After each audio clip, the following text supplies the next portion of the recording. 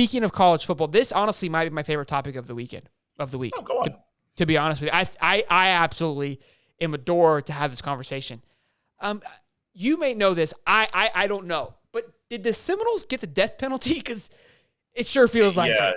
We apparently at some point in time somebody on the team ran over a nun that was holding a bunch of puppies, and there's just some kind of bad juju that has come back for that.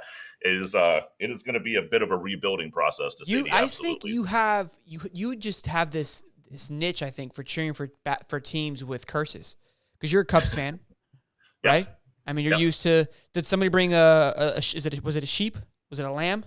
Goat. It was the goat. Billy goat. It was a goat. A billy goat. Yep. I was close. I was in the four-legged animal. It's in the family. Did somebody bring a pig or something to the game? You guys have a horse that run across the field. I don't. Dude, That's true. Maybe it's an animal thing. I don't know. Here's the touchy thing about college football, right? It's a rotating wheel. Okay, Bama has done the best job of keeping that wheel basically solid for ever and for every year. Now you're gonna have down years, and you're gonna have years that you go ups and down. Florida has definitely had it. Sure. Excuse me.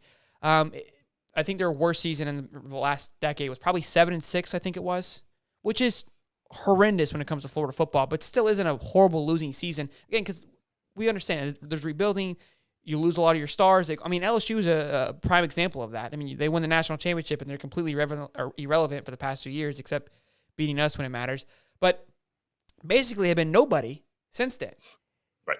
The problem here is they had a horrible season last season, and they look even worse this season, which is going to be horrible for recruiting, right? And you're stuck with this coach because you're still paying Jimbo, you're still paying Taggart.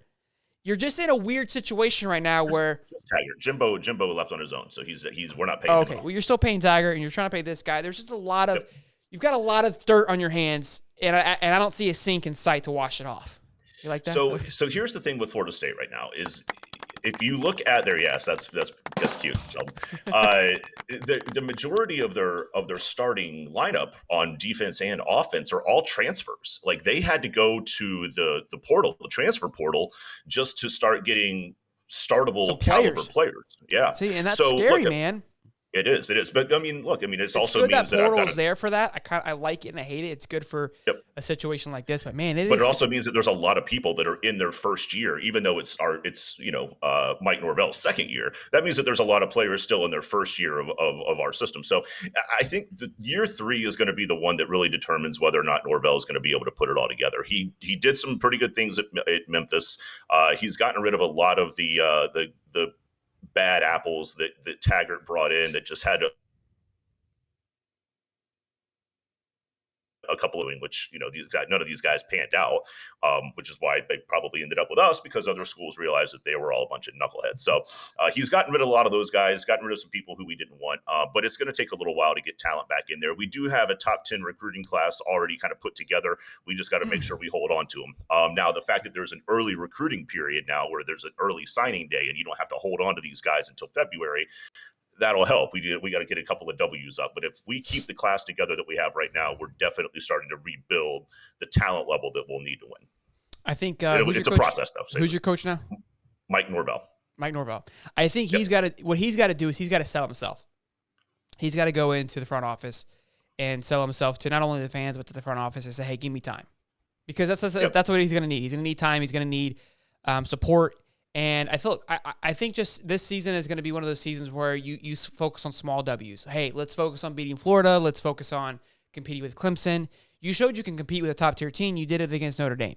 So and then just horrible the next week. So it's consistency. You got to stay consistent. Even if you're losing, continue to show that you're getting better each week. Show that you're developing. The problem, what scares me is they've descended. Regressed. They've regressed. They came out at it. Look, the first game was the first game back in a lot of energy, a lot of hype. You're playing off just a lot of Bobby. Just BDE. Hype, and that doesn't carry over. But I mean, he's got to figure something out. He's got to either simplify it, right, and just get back to the basics. He's going to say, "Hey, be patient with me. Let's figure this out." And hopefully, he doesn't lose anybody either, right, to the transfer portal. Because of that transfer, the reason why I don't like it is for reasons like this, where if a college kid isn't feeling it or just kind of gets like, hey, I don't like how this coach is coaching, I'm out of here, they're not going to ride it out like they used to. Because Yeah, a lot before. of bad attitudes and maybe Yeah, short-sightedness, I hate that instant because it's like, gratification. They're just out, and now you're yeah, like, and well, to me we invested in you. that part I don't like because it encourages that. I like that there isn't a delay because I've always hated that too, right? Because these kids have a short time, and when if something negative does happen where, hey, like they're forced to transfer because of some reason, it's good to have. I think they need to find a sweet spot. Just because you're unhappy with a team or you're second because you're not good enough, play better. You know what I mean? I mean, it's just part of life. If you're not good enough, you just got to beat the guy in front of you. And Well, if the you one do thing want I've to always transfer, said is if a coach leaves, if the coach that recruited you, whether it's and even you can even kind of that's draw a line in the that sand, to like if me it's a is a little bit coordinator or above, then one of those coaches leave, who that you should wanted to go open the play portal for for. you. Yeah, I agree Right. with that. But just Right. because you're unhappy with somebody Yeah. out beating you for your position, again, I get it because their time is short. But I don't know, man. It's Yeah. a tough area. It's back and forth. It's hard for And now me you to talk have about it because I'm not affected by it, right? I can't be speaking for this kid's futures because I get it. You want to go show out and show off, so it's hard. I kind of find myself in a very back and forth situation on that one. especially with money on the line now. I mean, there's money for Yeah. these kids to be To out just there go and get putting paid their really name quick. somewhere. Bryce Young's already got $1 million in the bank. I mean, he's in a sense set to take care of his family, his mom, his dad, and all that stuff to kind of at least put a house over their head, which is usually the kids' goals anyways, is to repay their mom, and he's done that in 1 year at college football. So that part's cool, but It's anyways, still a slippery slope. Hopefully, It's intriguing. for Florida football, I mean, because Miami. Look, SMU came back from the actual death penalty. I think you guys are going to be fine, but it's just right now it's a dark road, and It's it does not painful. look like I'll it's going give to you get any that. brighter anytime soon. Look, Florida State is always a fun game. It doesn't matter how bad of a season you're having. It could be anybody's game. So, moving on. We'll let it ride out. Luckily for us, there's no other horrible football being played in the state of Florida right now. Luckily. Well, Right. Miami sucks.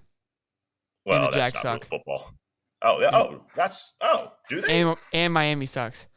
Ah. But the Bucks. The Bucks. TB12 is the glue The holding the goats state together. holding us together, baby. Man, it feels good to have them here, baby.